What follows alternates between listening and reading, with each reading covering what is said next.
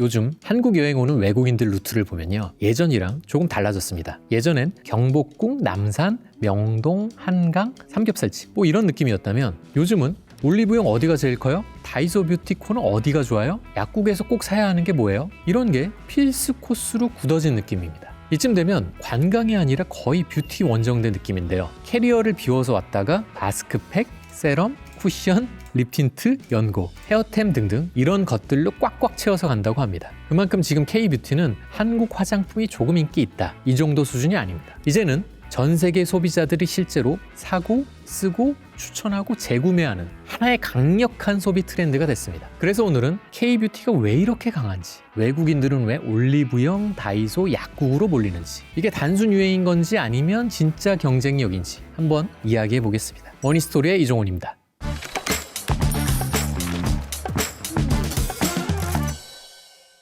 한때 K뷰티 하면 마스크팩, 달팽이 크림, 쿠션, 파운데이션 이 정도 이미지가 강했죠. 근데 지금은 다릅니다. 스킨케어는 물론이고 색조, 클렌징, 헤어케어, 이너뷰티 디바이스까지 범위가 엄청 넓어졌어요. 그리고 중요한 건 이제 K뷰티가 그냥 가성비 좋은 아시아 화장품이 아니라 미국 같은 큰 시장에서도 실제 존재감을 키우고 있다는 겁니다. 이건 의미가 큰데요. 관광객이 한국에서 기념품처럼 사가는 수준을 넘어서 해외 소비자들의 일상 소비재가 되어가고 있다는 뜻이니까요. 숫자로 보면 실감이 납니다. 한국 화장품 수출액이 지난 2024년 기준 약 100억 달러, 우리 돈으로 약 14조 원을 넘겼습니다. 10년 전과 비교하면 4배 이상 성장한 건데요. 이제는 화장품 시장이 자동차나 반도체만큼이나 중요한 시장이 된 거죠. 특히 미국 시장에서의 성장이 가파릅니다. 아마존에서 K뷰티 카테고리 검색량이 매년 2자릿씩 오르고 있고, 세포라 같은 미국 대형 뷰티 편집숍에도 한국 브랜드 입점이 빠르게 늘고 있습니다. 또 하나 중요한 건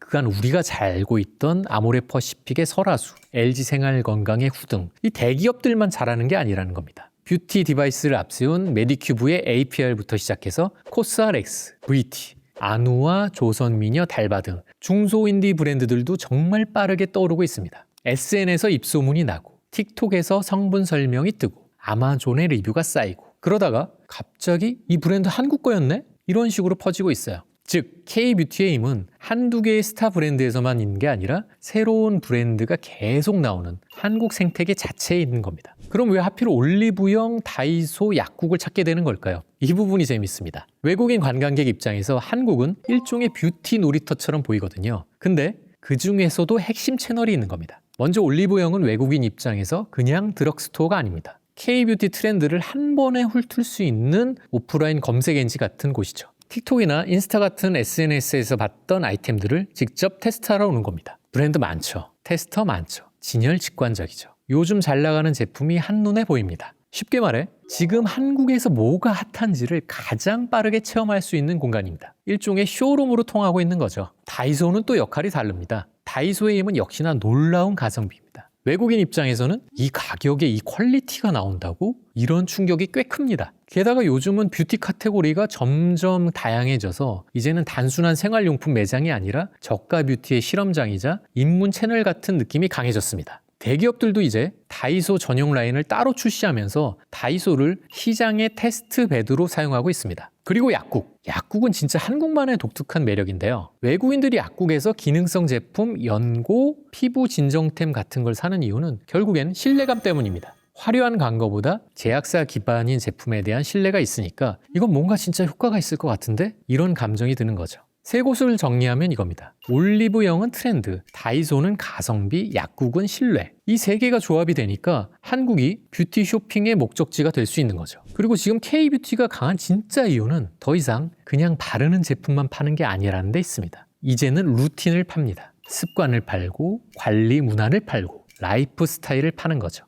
예를 들면 피부 진정 루틴, 붓기 관리 루틴, 헤어 케어 루틴, 홈 스파 루틴 같은 것들입니다. 이건 굉장히 강한데요. 왜냐하면 제품 한우는 따라 만들 수 있어도 그 제품이 들어가는 생활 습관과 문화는 쉽게 복제하기 어렵거든요. 한 번 루틴이 생기면 소비자가 스스로 재구매를 하게 됩니다. 누가 시키지 않아도요. 실제로 K뷰티 해외 소비자들의 재구매율이 일반 화장품 카테고리보다 높다는 데이터가 나오고 있습니다. 립 틴트를 하나 사러 갔다가 한국 사람들은 이렇게 관리한대 이러면서 클렌저, 토너, 세럼, 선크림까지 같이 구매를 하게 됩니다. 이게 K뷰티가 객단가를 높이는 방식인 거죠. 그리고 조금 현실적인 얘기를 해볼까요? K뷰티가 계속 강한 이유는 예쁜 패키지나 감성 마케팅만으로는 설명이 안 됩니다. 진짜 핵심에는 제조 경쟁력, 특히 ODM 생태계가 있습니다. 많은 분들이 모르시고 계시는 건데 한국 ODM 회사들이 전 세계 화장품 OEM, ODM 시장에서 상위권을 차지하고 있습니다. 쉽게 말해 어떤 나라 브랜드인지 몰랐는데 알고 보니까 쓰고 보니까 한국에서 만든 거더라. 이런 제품들이 전 세계에 이미 깔려 있는 겁니다. 트렌드가 보이면 빠르게 샘플을 만들고 수정을 하고 테스트를 하고 최종적으로 출시하는 속도가 빠릅니다. 이게 왜 중요하냐면 뷰티는 유행 속도가 정말 빠르거든요. 한두 시즌만 늦어도 이미 감이 식었다고 보여질 수 있습니다. 근데 한국은 지금 뜨는 성분, 지금 먹히는 제형, 지금 좋아할 포인트